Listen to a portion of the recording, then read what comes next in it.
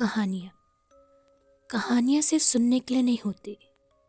कुछ कहानियाँ होती हैं महसूस करने के लिए। सो हेडफोन्स लगाइए, लाइट्स ऑफ करिए और खुद को तैयार करिए। मैं हूँ आप सबकी narrator Kaushiki Bhatt and welcome to the channel the horror by Kaushiki. मेरा नाम आकाश। मैं और मेरा दोस्त अमन, हम दोनों एक दूसरे को स्कूल टाइम से जानते थे।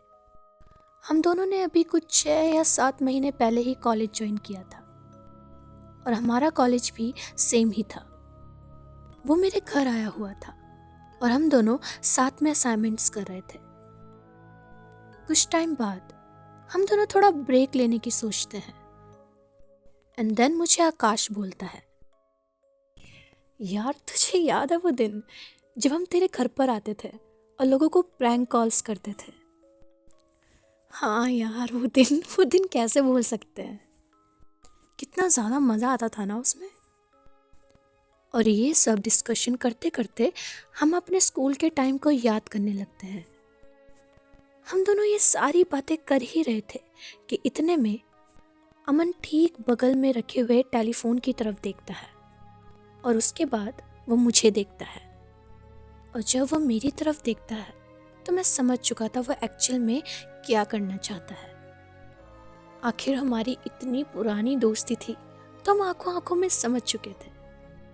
और उसके बाद हम दोनों ने रैंडमली कोई भी नंबर्स डायल करने स्टार्ट कर दिए। हम लोग कहीं भी किसी को भी कॉल करते और हम बोलते कि पिज़्ज़ा ऑर्डर किया था, अब तक पहुंचा क्यों नहीं, जिस पर कि वो हमें सामने से बोल रहे होते कि पिज़्ज़ा डिलीवरी यहाँ नहीं होती। ऐसे ही बहुत सारे प्रैंक कॉल्स हम करे जा रहे थे। ये सारी की सारी चीज़ें आई गेस आपने भी कभी ना कभी तो ट्राई की होंगी, लेकिन बाय एनी चांस आपने अगर ये चीज़ नहीं करी है तो आगे मैं आप लोगों को जो बताने वाला हूँ वो सुनने के बाद शायद आप कभी ये चीज़ करना भी नहीं चाहेंगे। कुछ देर प्रैंक कॉल्स करने के बाद हमने एक नंबर डायल किया और वो भी कोई रैंडम नंबर ही था। लेकिन कुछ 15 सेकंड तक उस सामने वाला इंसान ने कुछ भी नहीं बोला। हम दोनों उस इंसान को बस कुछ भी बोले जा रहे थे। उस इंसान ने फोन तो पिक किया था लेकिन वो कुछ भी नहीं बोला। कुछ देर बाद उसने बोलना स्टार्ट किया, लेकिन उसकी आवाज़ बहुत ही ज़्यादा डरावनी थी। उसने हमसे एक ऐसी आवाज़ में बात करी जिसे कान में लगाकर हम अपनी रूह को कांपते हुए महसूस कर सकते थे। वो आवाज़ सुनने में एक फीमेल की लग रही थी और उस आवाज़ के साथ वो आकाश का नाम लेती है। वो बोलती है, आकाश से बात करवाओ। मैं और आकाश उस वक्त एक दूसरे को ही देख रहे थे। अमन उस वक्त फ़ोन पर हाथ रखकर मुझे बोलता है, यार ये कैसे हो सकता है? शायद तूने कोई ऐसा नंबर तो नहीं डायल कर दिया जो तुझे ऑलरेडी पता हो।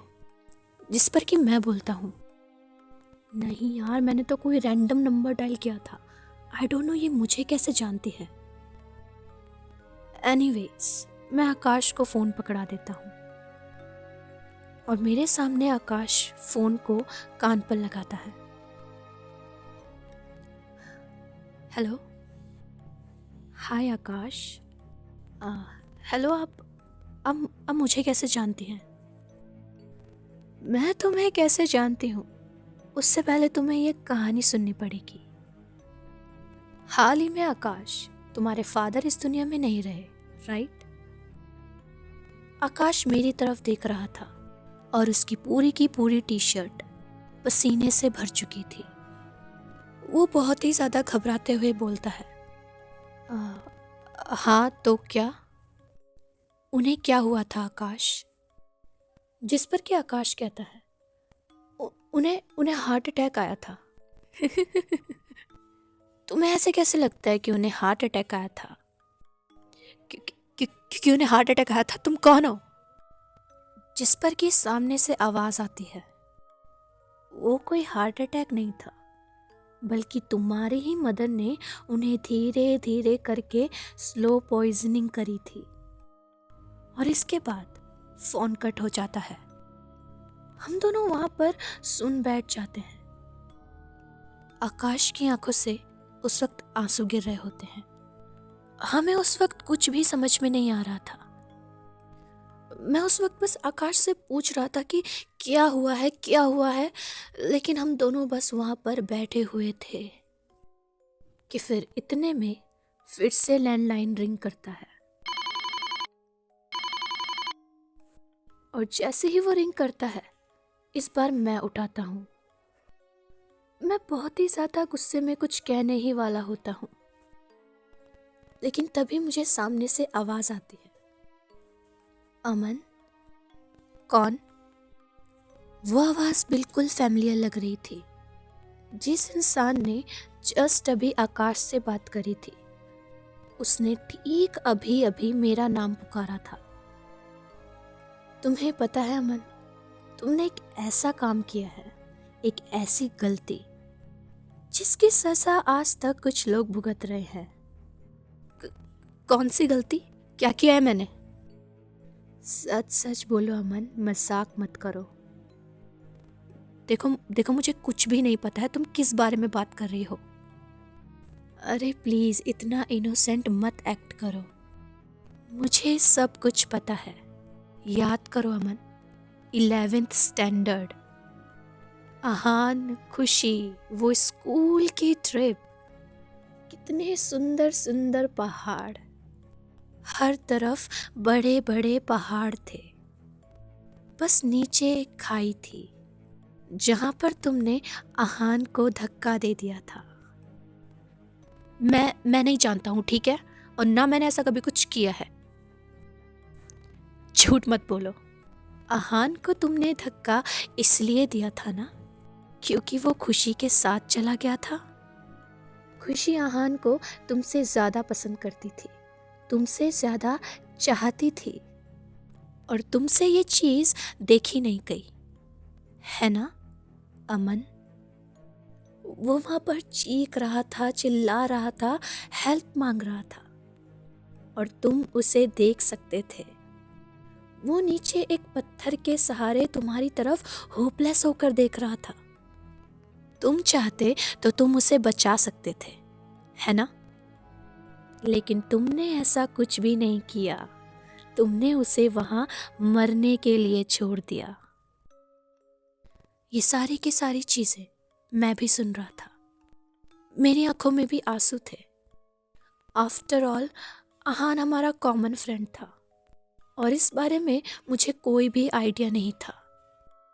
हम दोनों के दोनों वहां पर बैठे थे, और हम दोनों एक दूसरे से कुछ भी नहीं बोल रहे थे, और उसका कॉल कट हो जाता है। कुछ देर बाद अमन अपना बैग उठाता है और मेरे घर से चला जाता है। हमें नहीं पता था वो कॉल किसने किया था। मैंने उसके बाद जब रीसेंट कॉल लॉग चेक किए तो ऐसा कुछ भी एग्जिस्ट नहीं कर रहा था। इवन जितने लोगों को हमने कॉल लगाया था उनमें से कोई भी बल्कि उसमें नहीं था। उस लिस्ट में एक भी इंसान का नाम नहीं था जिनको हमने कॉल किया था। इसके बाद मेरे पेरेंट्स घर आते हैं, और वो मुझे देखकर बहुत ही ज़्यादा घबरा चुके थे क्योंकि मैं बस रोए जा रहा था। वो मुझे बार बार पूछे जा रहे थे, लेकिन मैं उनको कुछ भी समझाने की कैपेसिटी में नहीं था। मैं सिर्फ और सिर्फ उस लैंडलाइन की तरफ देख रहा था। मैं उस लैंडलाइन की तरफ इशारा करता हूँ, और उसके बाद मेरे फादर, जो कि मेरे सेकंड फादर हैं, वो उस लैंडलाइन की तरफ जाते हैं और उसको पिक करते हैं, और उसके बाद वो मुझे बोलते हैं, ये तो डेड है। डेड है? हाँ, यहाँ तो वैसे भी कंस्ट्रक्शन चल रहा है ना, तो यहाँ की लाइन तो डेड है। क्यों, तुम्हें टेलीफोन का क्या करना है? तुम्हारे पास फोन है ना ऑलरेडी। मैं उस वक्त तक सिर्फ और सिर्फ टेलीफोन की तरफ देख रहा था, क्योंकि जो भी चीज़ अभी मुझे बताई जा रही थी मैं उस पर यकीन नहीं कर पा रहा था। अगर लाइन ऑलरेडी डेड थी तो मैंने और अमन ने जिन लोगों को कॉल की थी वो कौन थे? और अगर वो रियल लाइन से कनेक्ट हुए भी थे तो वो आखिरी कॉल जो मैंने किया था वो किसका लगा? और वो मेरे बारे में इतना सब कुछ कैसे जानता था। आई डोंट नो वो चीज़ क्या थी, लेकिन मैं और अमन एक हफ्ते से नहीं मिले हैं और शायद हम दोनों को अभी और भी ज़्यादा वक्त चाहिए इन सारी की सारी चीज़ों को डाइजेस्ट करने के लिए जो हमने हाल ही में सुनी है। एक हफ्ता तो शायद बहुत कम है ना? So guys, this was the story, hope you like it. ऐसी creepy and dark and horror stories के लिए इस चैनल को सब्सक्राइब करिए, लाइक करिए एंड शेयर ज़रूर करना। मिलते हैं नेक्स्ट स्टोरी के साथ, तब तक के लिए keep listening the horror by Kaushiki.